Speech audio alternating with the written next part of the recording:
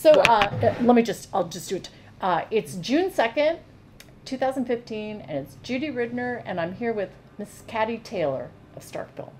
Okay, so Miss Taylor, can you tell me a little bit about like when you were born, and a little bit like, I know that obviously you grew up in Kentucky, a little bit about like where you're from? Well, I grew up in Kentucky. I was born in the country in Greene County. In Greene County. So where is that? Since I don't know Kentucky that well. Greene County, and Greensburg was the county seat. But before I was a little over a year old, my family, my mother and father moved to Lebanon, Kentucky, and that's where I would still be. Okay. And now, what year were you born in? 19 and 20. Wow. Oh, wow. So, and so you're doing really wonderful. So it was, well, I think so. And so what do you remember about growing up in Lebanon, Kentucky? What do you remember about your childhood, and what was your childhood like? What was life in Kentucky like? I don't know. I was the oldest of 4 children. And I was 19 when my baby brother was born. I was a freshman in college when my baby brother was born. As a result, I don't really know my baby brother. Yeah, there's big age gap. Because I met Coleman while I was in college, and we married as soon as the war was over, which was 1945. Okay. And Coleman was your husband? Coleman was your husband? Coleman Taylor, but he was a Mississippian. Okay. He had come from Mississippi to go to Bowling Green Business University in Bowling Green, Kentucky. Yep. And I went to Western Kentucky. Okay. It was college at that time. In fact, it was a teacher's college at that time. It became, now it's a university. Oh yeah, it is. Yeah, it is. And did you train to be a librarian there, or did you train as I have a minor in library science from Western Kentucky. Okay. And that was the basic. But from a little girl, I always wanted to be a librarian. Oh, that's nice. Because the library, as I grew up in Lebanon, well, it was just, I don't really remember where books were scattered around, but my daddy believed in books and believed in this sort of thing. Yep. And so you read a lot. So, and, but when the Presbyterian Church, at one time or other, this was before I remember, but we had 2 Presbyterian churches in the section of Kentucky that I grew up in. One was the South and one was the North. But one was the United Presbyterian that we have now, and one was one of these that didn't quite. So they just kind of never did get really together. So Presbyterians still have more than one group. Right. And so I definitely remember the Sunday school class when the Presbyterian Church decided to in Lebanon decided to unite. Yeah, okay. Right. And the Northern Church and the Southern Church gave up their churches and built a new church, which we call the United Presbyterian Church. And the church that I started to Sunday school in as a tiny little girl was across the street from the new building. And I remember us on one Sunday morning going from the church on one side of the street, across the street, and going to my Sunday school class in the other side. The brick church on the side of the church that we left was eventually turned into a library. Oh. And I remember then I loved to go back in that church, and here was it was just a big hall, and they'd taken the rooms out, and it was just a big hollow thing with books all over it. And the woman who was librarian was, her last name was Phillips. I can't, we called her by Miss something or other, and I don't even remember what her, but she was the librarian, and I could go in and just spend just all the I wanted to, just wandering around. Because and you just had a great time. It was great. Right. And I knew I wanted to be a librarian. That's great. Isn't that great? From the time you were a little kid. I can still find books in what was my mother's home that have one or in a book or 2, 3, and that I would just number them 1, 2, 3 and put them in a bookshelf. Wasn't it? Oh, yeah. Isn't that great? But isn't that great? But, so you went to Western Kentucky and you knew that you wanted to be a librarian. Yes. Okay. But it was I got a scholarship to Center College, which was a very expensive private Presbyterian school. Presbyterian. And my father very, very calmly told me that I am proud of you, and I wish I could say this is fine. You can go to Center, but he says I've looked at it, and I can't afford to pay the difference in going to Center with your scholarship and sending you to Western Kentucky, which was a state school, that it was doesn't still cost cheaper. that much. Yeah. Daddy sent them a check every month. I went 4 years, my daddy sending them a check. Wow. Yeah. And but that's great that he wanted you to get education. He wanted me to get an education. That was primary because he didn't. He educated himself. Oh, did he?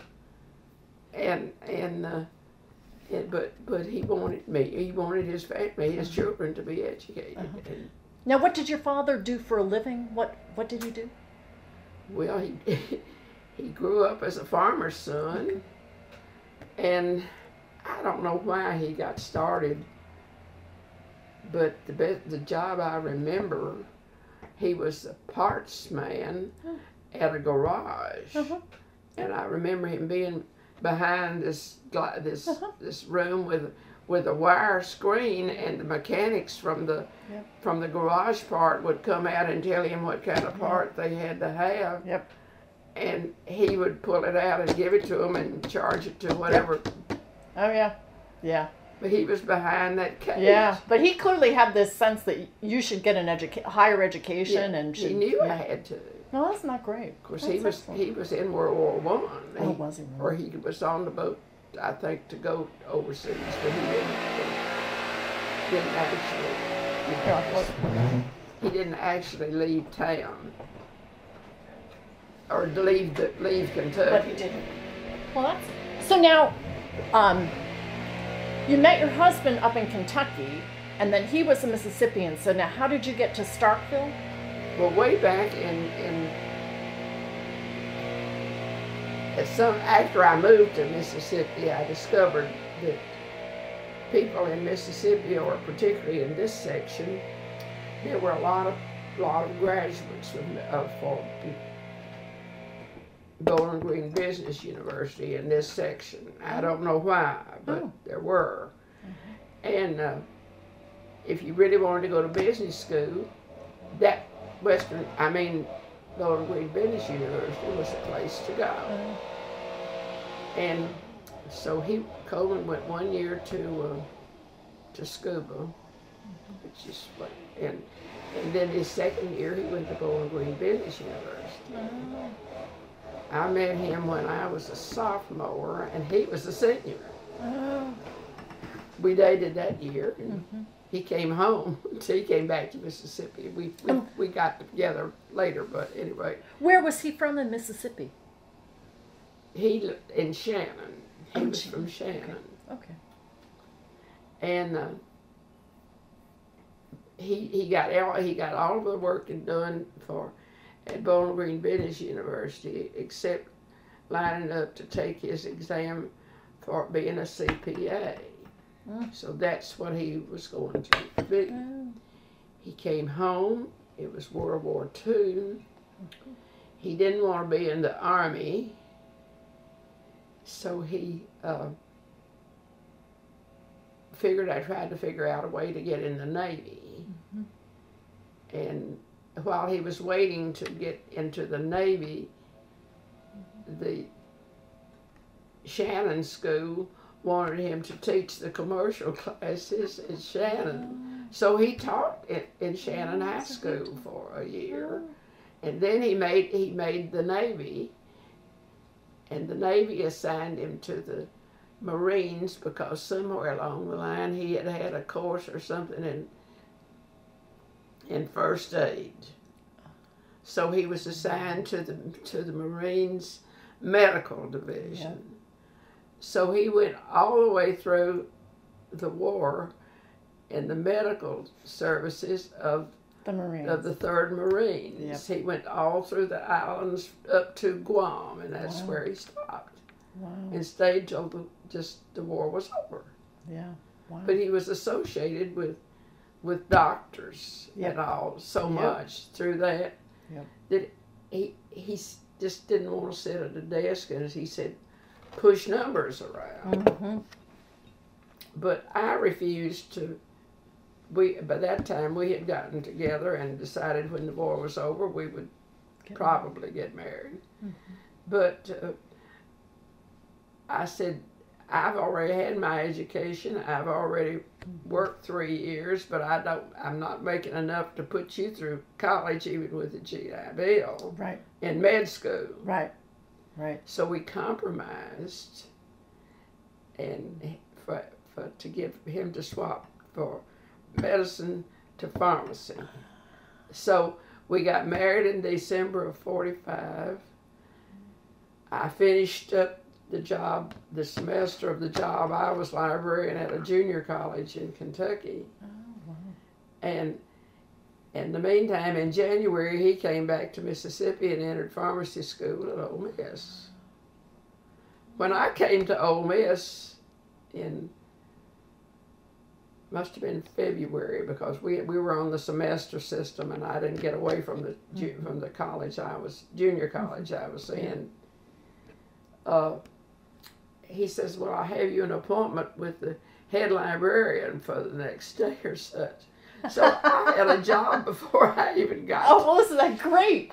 And was it at Ole Miss? It was at Ole Miss. I worked at Ole Miss Library. Oh, well, isn't that great? That's funny. And I had a minor in library science at Western Kentucky. Right. But we had a teacher that taught us everything. Right. So you learned a lot there. And your teacher at Western Kentucky taught you everything. That's great. So I met Mr. Davis at that time, and he says, you can go to work tomorrow. Of course, I was assigned to the loan desk, which is the bottom of the row. Right, but you had a job. But I had a job. Yeah, at a university library. Yeah, not bad. Yeah, I progressed from the loan desk at the university library to being a cataloger and being in the cataloging department. So what I hadn't already learned, I learned in the cataloging department under one of the best teachers I've ever had anything to do with. Isn't that cool? And I've never. I went to state and got a degree, but it's in education with the library. Yeah, but you learned most everything on the job. It sounds like. So I really I got a master's to raise my salary instead of learn how to do my job. Right, I understand. So now, what year did you come to Starkville?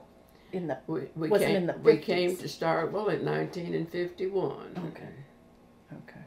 Coleman worked 2 years in Tennessee because his parents by that time had moved to Tennessee. Mm-hmm. His father worked for the railroad and along the Gulf Mobile and Ohio Railroad. Yep. And I do know. So he went to but he came back because Ole Miss had the only pharmacy school that there was anywhere close by at that time. Yeah. Well, Coleman said there were two good ones, Chicago and Ole Miss. Yep.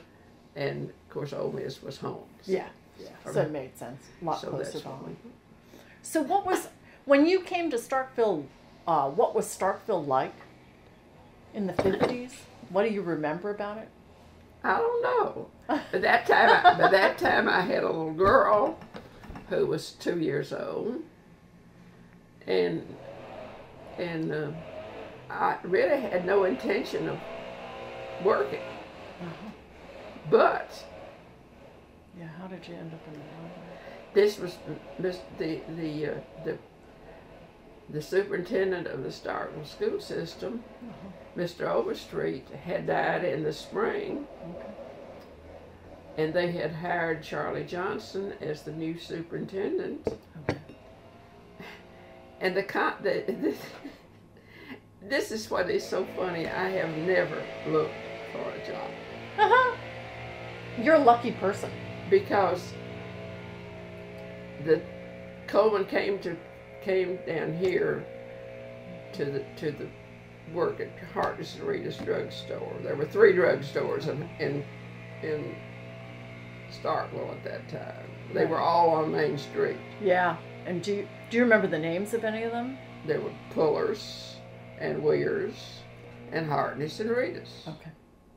And Coleman came down and went to work for Hartness and Rita's with the idea that if he and Mr. Hartness, who owned the store by himself at that time, Mr. Rita's was still lived in Starkville. He was postmaster at that time. But that Mr. Hartness would consider selling Coleman an interest in the drugstore. Right. So we came down here. I was at that particular few months was teaching, substitute teaching in an English class that needed a teacher immediately and didn't have one, and my mother-in-law got me that job. Not that I wanted it, but she wanted to keep her granddaughter. She says, and they just have to have somebody to finish up the year. And the principal was a friend of the family. He said, I told him you had an English major, you could take that job. And meanwhile, she'll babysit. And I wanted to keep Dixie. So That's great. I went to Kenton, Tennessee every day, and taught that class, and Mother Taylor kept Dixie. And when Coleman then took this job down here, I had to stay up there through May to finish the school year. So when I came down here then in June, I found that Mr. Johnson had been hired as superintendent. I don't know where he came from. I know he taught in Amory, but I don't know whether he came from Amory here or. But he had taken this job here as superintendent, and he didn't have. There was no librarian he had to hire a librarian, and the principal of Starkville High School was Benny Baker.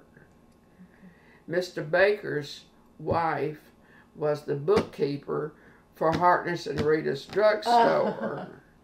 So Mr. Baker knows that a librarian has come into town. Right. So I have an appointment to meet Mr. Johnson. Right. I was the first person that Mr. Johnson hired. And isn't that great? And again, you got a job without. The joke of the whole thing, the joke to me for that whole thing was that Mr. Johnson says, I know from your experience that you're a librarian who will handle this job. But he says, I want one that's going to stay.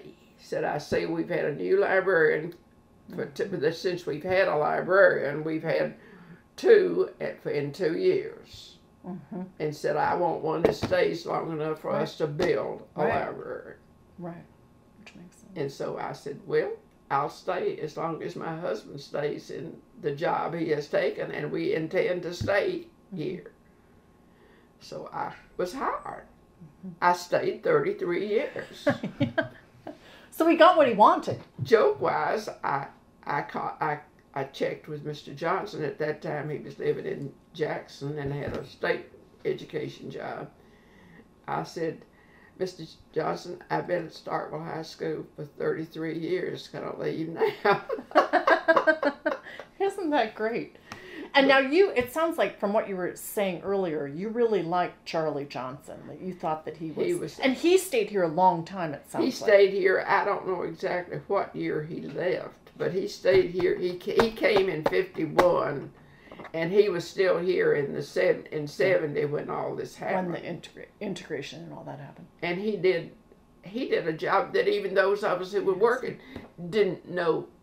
It just slipped together. That's the way I saw it. Yeah. Now, my job and my room was not moved. Yeah, you said, and this is just kind of catching up. So you said that, when integration took place, you stayed in your library stayed in the same place. That's right. And even though teachers were getting all moved around, you stayed put. I stayed put. We went to the new building where we are, where the Starkville High School is now, in 1962. Okay. Now, I started in the Overstreet building. Okay. Oh, yeah. I lived almost across from there. Yeah. That's where I started. And that library there, I loved it. The books were nothing. They were worn out textbooks, really. Yeah. That with Mr. Johnson's help, I gradually started buying stuff. Replaced. Mr. Johnson was a grand mixer of people, and he could go to town and come back to school and say, "Well, Cattie, I got us a gift." And he says, when we drank a cup of coffee, somebody, and he gave you a $10 bill, said, "Let's put it in the library fund." And we bought books out of gifts that Mr. Johnson would pick up and put them in the library. Oh, well, that's great. And as I would get books, I would throw old ones away. Right. Well, that's great. Isn't that great? So over time, you built up a nice library. I felt like that I started it. Now they've got that library wing in the Starkville High School, you know. See, I haven't been in there. So they have a whole library wing. I didn't know. Yeah, and they've had libraries who started and retired since I retired. When I retired in 1984. Okay. Oh, yeah. The librarian, who at that time was at Overstreet, was Florence Box. Okay. Florence had been a student assistant for me at Starkville High School Library when she was in high school. Right. Had gone and had come back here and taken a job at Overstreet as librarian. Uh-huh. And when I left, she got my job. so she she had worked in this library after we had started it at and she's retired now too, probably. Mm-hmm. and her husband, Larry, went through as a student and then came back as a super. He came back. He taught. He was a principal, and he was superintendent. Yeah, there's your guy. Yeah, I've heard. Yeah, a couple people. David has mentioned his name, and a couple of other people have mentioned. There's your guy. Yeah, to talk to. Yep. Yeah. And so, because he saw the school, and of course his father was on the staff or teaching staff at State. His mother taught in the Overstreet Elementary School. Okay. So Larry is an education thing from all the way up. Okay. My mother and father believed in education, but they didn't have it themselves. They went through the 8th and 9th grade. Right.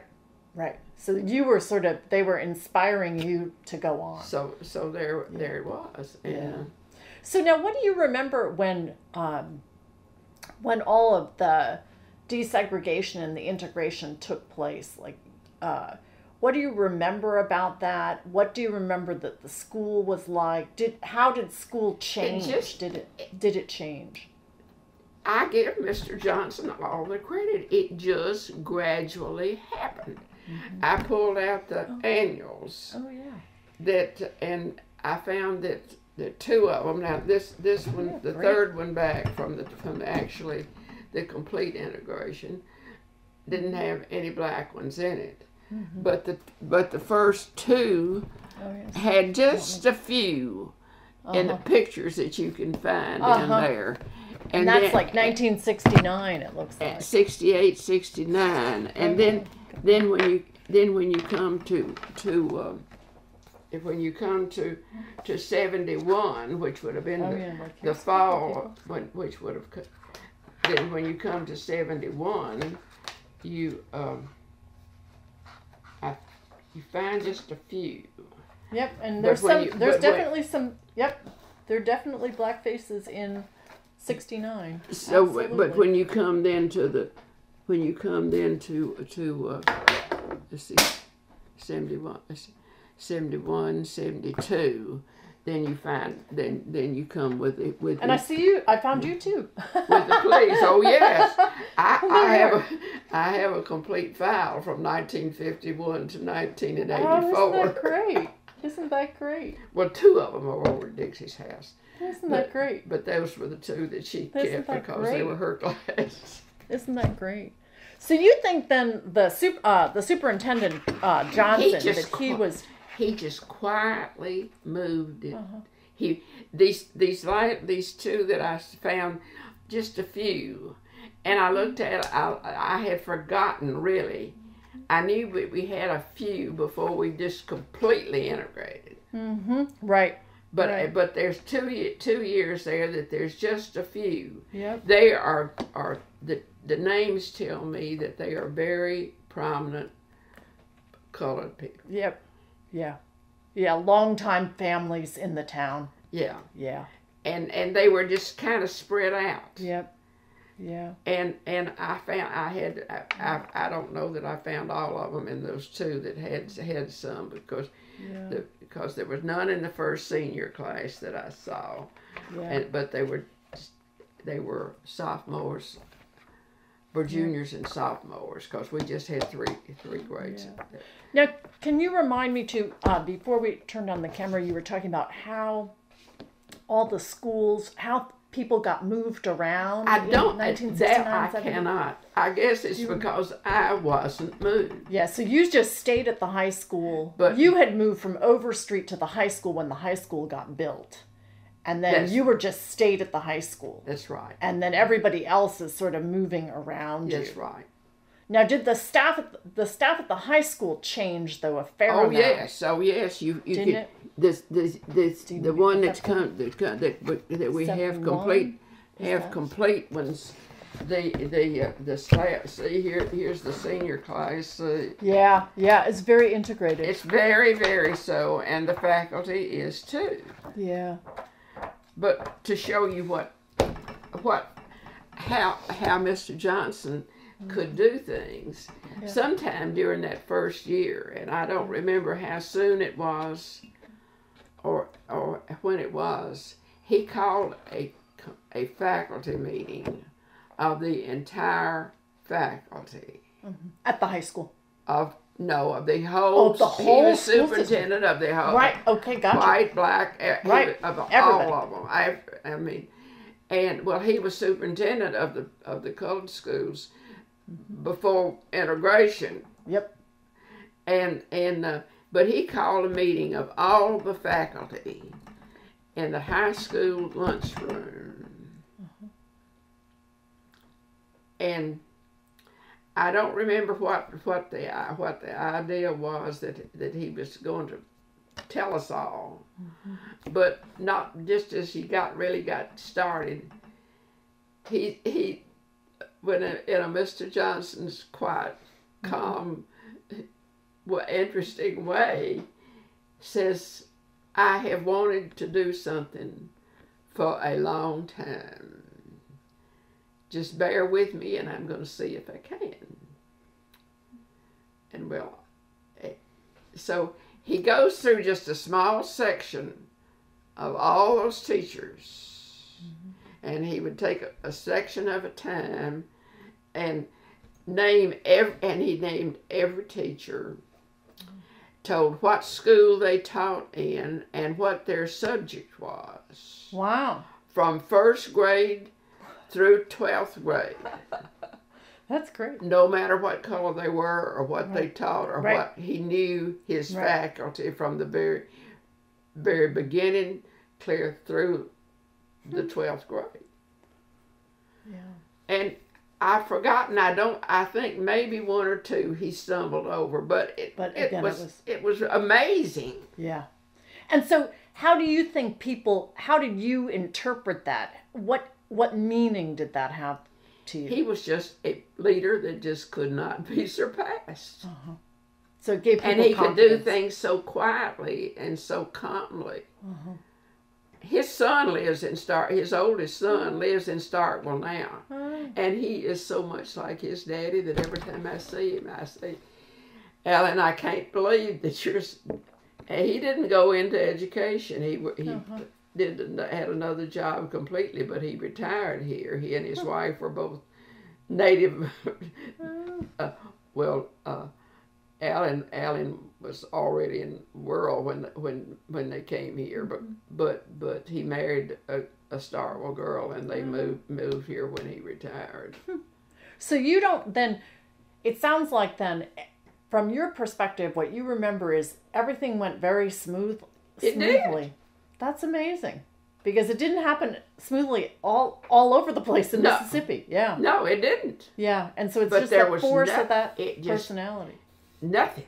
As far as I was concerned, of course, I had the advantage. Right. Now, Miss Lewis, she's married again, I don't know, went to Henderson. Okay. I knew there was a possibility that I would go to Henderson. Yeah. And the librarian from Henderson would take my place. Yep. Because those were two high schools. Right. Right. But I think her name was Miss Campbell. Mm-hmm. But Mr. Johnson left me at Starkville High School, and Miss Lewis went to Henderson. Okay. And Miss Peoples, I think it was the one that went to 3rd grade. About that time we started getting librarians, and I don't know that when the first day of complete integration, I don't know that we had libraries in every building, but we were coming. You were moving that direction. That direction. Yep. Yeah. And eventually, we had a library in every school, and one or two schools we had we had a librarian serving 2 buildings, but most of them we had a librarian for each building too. Well, that's interesting. Yeah, that was Mr. Johnson. Yeah, and so that's very interesting to hear that. And he believed in books. Yeah, so he believed in books. Do you have any sense, so clearly he did not object to integration, and do you have any sense of what was his philosophy on integrating the schools? He wanted a good school for every child, and he saw this as the way for it all to come about. Yeah. But he wanted it done quietly and smoothly. Yep. That's why I'm sure, I don't know. Yep. But when I saw the names of the children that were in those first 2 years, just 10, 11, 12, just children, they were very prominent families. Yeah. The first there was one black person on the school board, and he was a wonderful person too. Don't ask me right now his name. What is his name? but it just happened with me. It happened so smoothly that I didn't have any problems. Well, that's great. Now, what do you remember about, like you were saying earlier, that where you grew up in Kentucky, the big sort of separation was between the Catholics and the Protestants.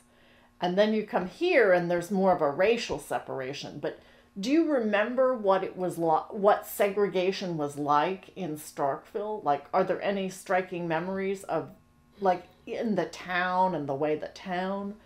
Not really. Mm-hmm. I did my job and went home to take care of my job. Right, because you had 2 children. You had 2 daughters, didn't you? I had 2. Dick Francis was born in 1956. Okay. And and we moved into the new building in 1962. Okay. So see, we were in the new building when we actually integrated. Yeah, that probably helped too. I'm sure. But we had started this thing of building the library and such. And he just so gradually put things together that it happened. It just worked. And I don't even remember any real.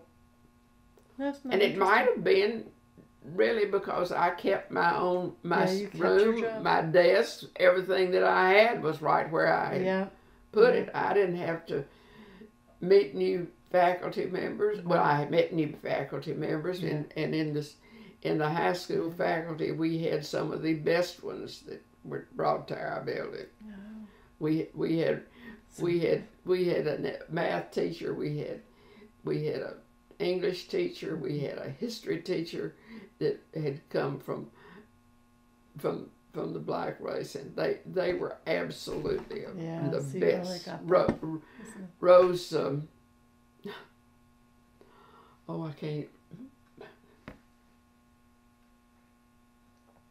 Her brother taught math in high school, in our high school. So they were really her baby brother is a lawyer in town now. Yep. And on the one of the board of aldermen. So I mean, and their mother taught in an elementary school and was integrated. Right.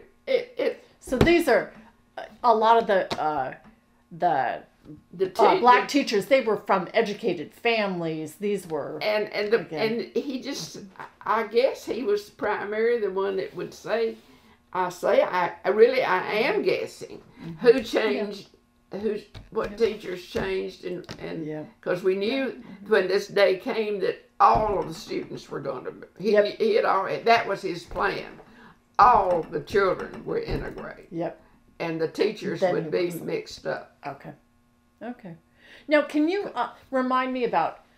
So, where was Starkville High before the new building in '62? Where was it before that? I don't know. The high school? Yeah. It was down across from where you live now. So it was. Oh, it was. Okay. That was the high school. Okay. Oh, that's right. That was high school and junior high. Okay, gotcha. For the whites. Yep. And the other was over Henderson. on the hill. Okay, gotcha. That's right. Okay. I mean, one of the best principals I ever had at Starkville High School was Mr. Peters. Oh yeah, Fenton Peters, who just passed away recently. Yes. Yeah, too bad. Yeah. He was just wonderful. Yeah. Well, that's neat. So, I'm sorry, didn't mean to interrupt you. I don't know. I'm just talking. That's just. Oh yeah, no problem. So what you had also told me when we had spoken at Easter a year or so ago, you had told me also some interesting stories about your husband and his business downtown that I thought were quite interesting. What was it like because he did own his own We bought the store. Own his own business. We moved here in 51. We bought the store in 53. Mr. Hartness died quite suddenly. And we had found a store in Kentucky that Coleman was interested in, and we were going to spend Christmas holidays to go up there and look it over.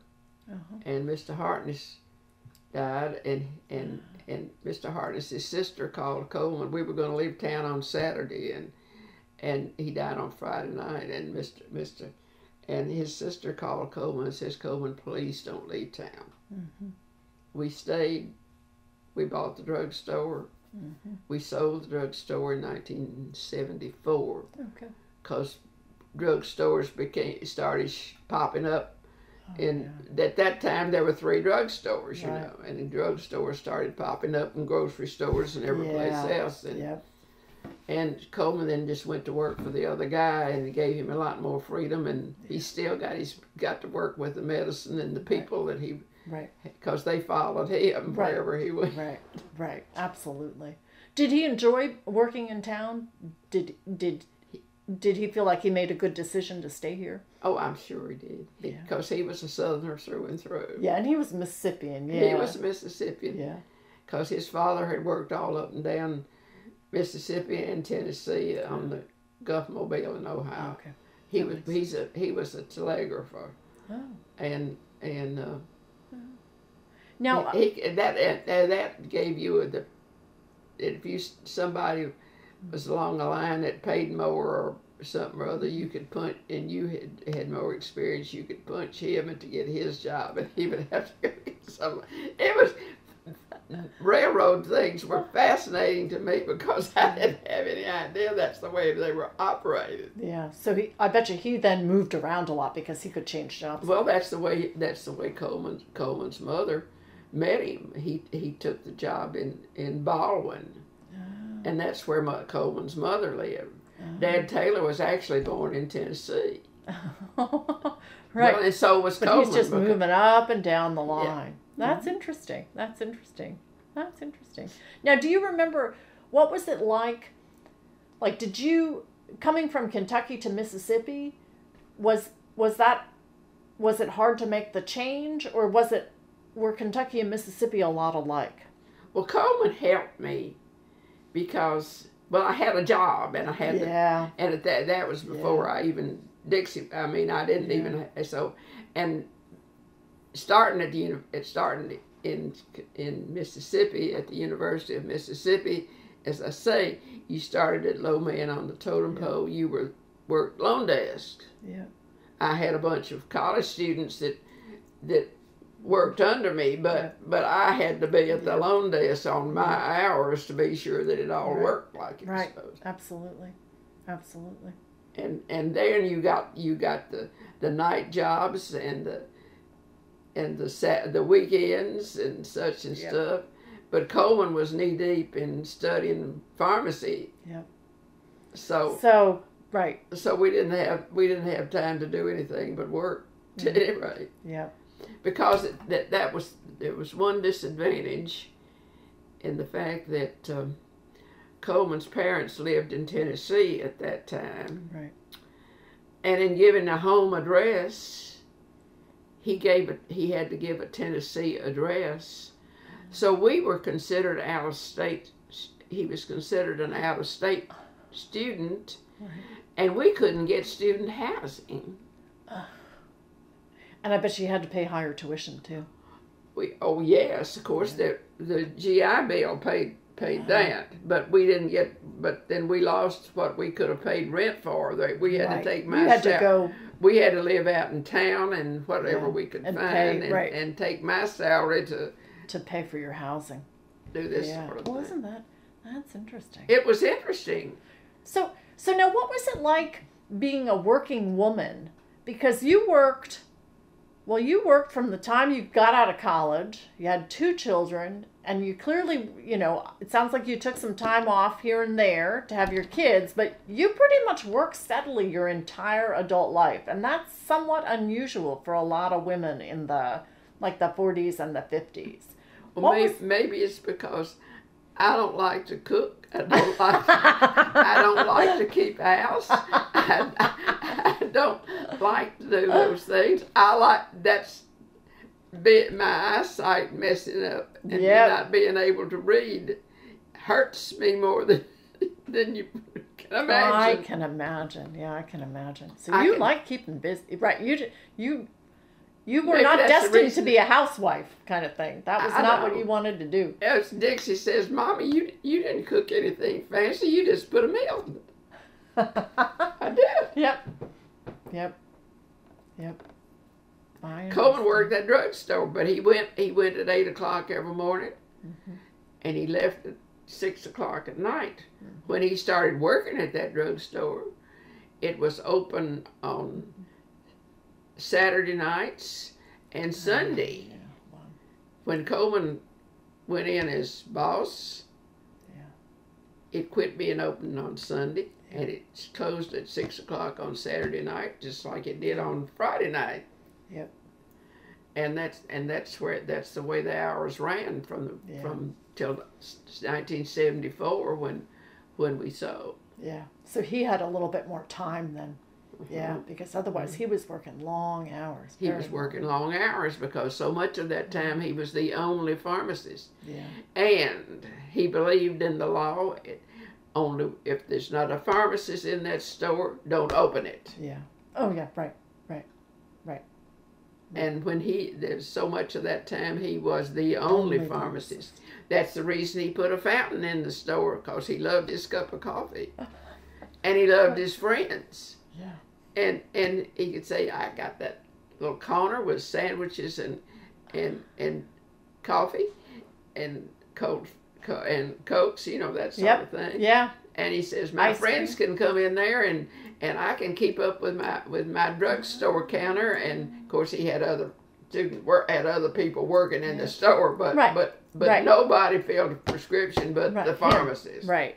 Oh, that's great. And so he has a little soda fountain there, and people can come in and hang out, so he can be social while he's at work. Because if you're working really long hours, it's tiresome. You need you need your friends around. Well, that's neat. Isn't that neat? Now, do you remember, we've heard before integration happened, like in 1969-70, there were a couple of protest marches that happened in town. Do you remember any of those? I really don't. No. It probably happened during school hours or, but you don't remember. On Saturday. Yep. I had to do what little housework. Now, where did you, during the 50s and the 60s and the 70s, where did you all live? Did you live in this house or did you live elsewhere in town? We bought this lot in 1955 after we knew we were buying the drugstore. Yeah. And we lived in the old house that was on it. We just kind of made it stand up and go until we built this house in 1960. Okay. So. And so was it like a little old farmhouse or something that was standing here? It was an old house, big rooms and just one hook. It was just an old house. Old house. And up on rocks about so high, and front porch all the way across. It was just an old house. It was an old house. So. And we found some barrels of paint in the drugstore basement that was red barn paint, I guess. And we painted the house red with a white trim, and we lived in it for 5 years. That's great. And then you built a new house. Dixie and Francis both. No, Francis spent all of her life in this house, and Dixie's lived in every house we ever lived in. Now, other than we had apartments in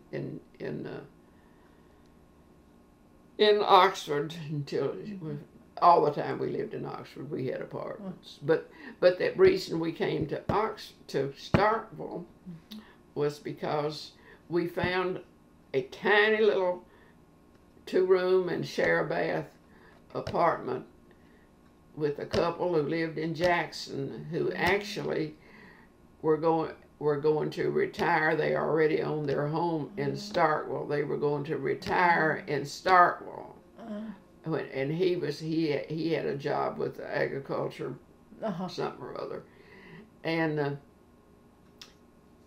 their last name was Walkers, and they came and while we were in Tennessee, because Coleman got this job in Union City, Tennessee, and best salary that any of the pharmacists who graduated that year got. You know, was up in Tennessee.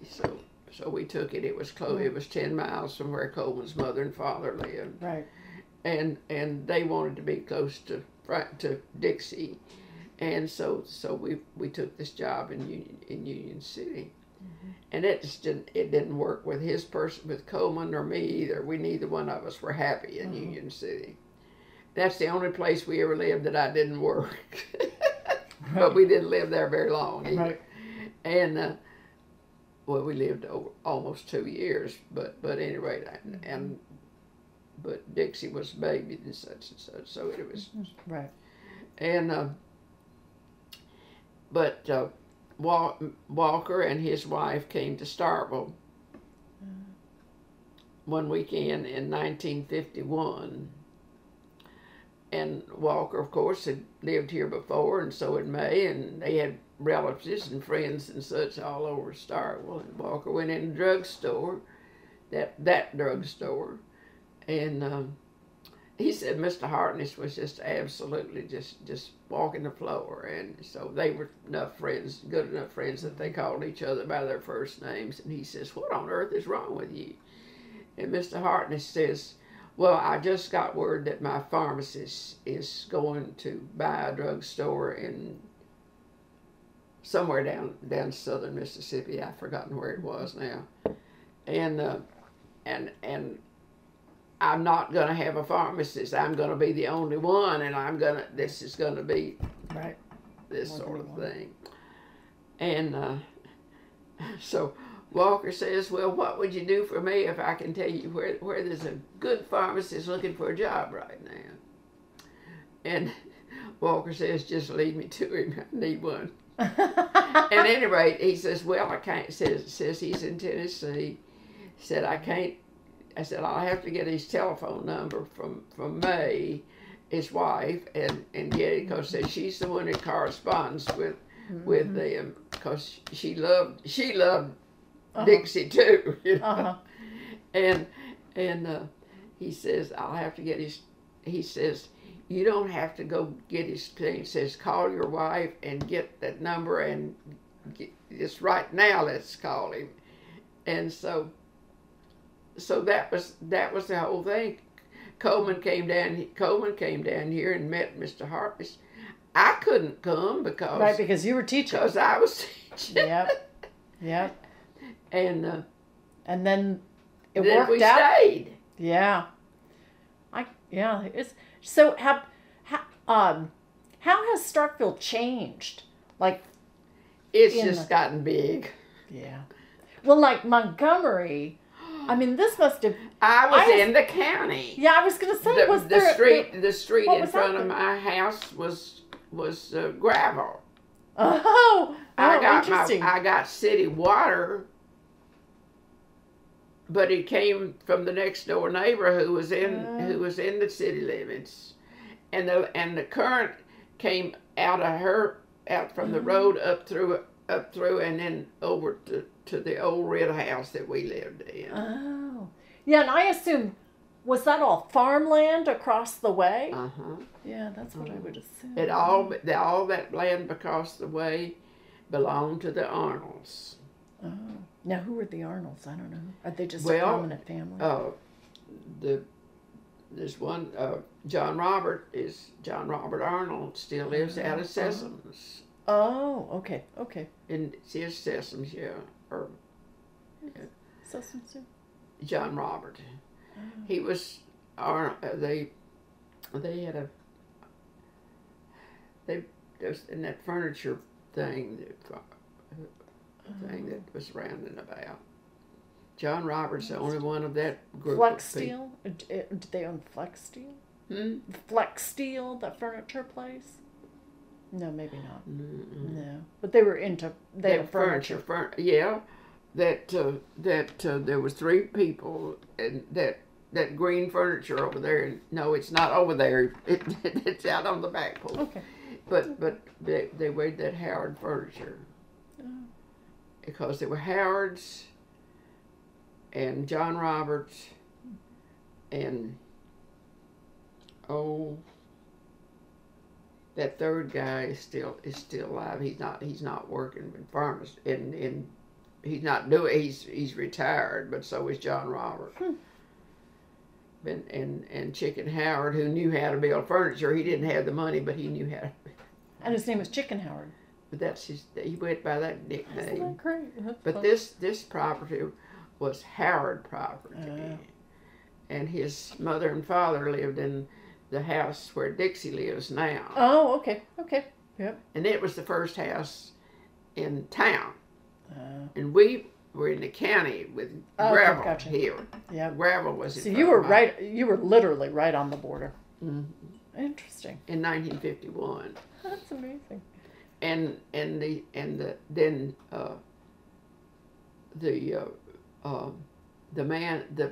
that property over there belonged to the Arnolds. There was a beautiful old brick house up there where Southdale is now. Okay. And he and Mary built a house right in the middle of that area over here, and it was gorgeous. Coleman and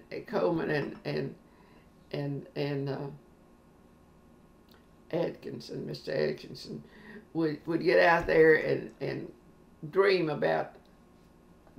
Coleman was going to build a house over. Coleman built a house over here, and he built that house over there. Both of them had brick houses, and they tried to build the yards up so that all these beautiful yards they would have, and when the city started taking over, they'd come through and they'd change something or other, and they'd have to take care of that bank and plant more grass and get it all again because Mr. Atkinson took care of doing his own, and Coleman did as much of his as he could do, and in between working, gradually worked into the other, or he'd hire college boys to come in and do what he wanted done, and this, that, and the other. Because he worked college boys in the drugstore. We had some wonderful help, but college boys that worked down there too. Oh, that's interesting. And it just happened. Yeah, so it's totally changed then. My gosh, yeah. Well, when that storm hit the back of my lot, because I've got my mine goes clear back. I'm Street back there is the edge of my lot. Yeah. And when that wind came through, the trees just dominoed like one to the other, and just fall clear on up, and I had to put a whole new roof on my house. I actually had a hole in my bedroom. Oh, I didn't know that. The water went through in my bed. I had to throw my mattress and everything else. Oh, I didn't know that. That was that October storm. Yeah, it hit us too. Yeah, it hit our neighborhood too. We had a tree down, but it didn't hit our house. It just came down in the backyard. Didn't touch. Dixie and David did not have a limb on theirs, and I had trees that the people who took my. Well, it took them 10 days to take the trees out of my backyard, and we had buckaloos, so it cost a fortune. Yeah, it does. Yeah. But anyhow, they knew what they were doing, and they said I had trees back there that were 200 years old. Oh my goodness! Wow. Coleman had a spot. He had a garden spot back there because he died in 03. In 03. So he lived a long life too. Yeah, he was 87. Yeah, he lived a long life. And I'm just 94. I know, but you're still going strong. There aren't that many 94-year-olds who can still walk around. You still have your mind. I know your eyesight, you said, is getting worse, but still, you're doing very well. Well, are there any other things? I'm conscious of time, and I don't want to take up too much. Are there any other things you remember that you want to talk about? I can't remember anything. That's why I said we just have a conversation. I know. I was like, I don't know what. Whatever you brought up. Yeah, I'm interested. It's been very interesting to talk to you because if you find out, if you dream up something some other time, and if it's a subject I want to talk about, they all tell me you have all kinds of memories. My Dixie says, "Mama, you just like to talk." All right, well, there's nothing wrong with that. You know her that. well enough to know she doesn't talk as much. Yeah, I know Dixie's quiet. Well, oftentimes we're the opposites of our parents. So it sounds like your daughter's kind of the opposite of you. But at any rate. Well, that's neat. Well, I'll turn everything off.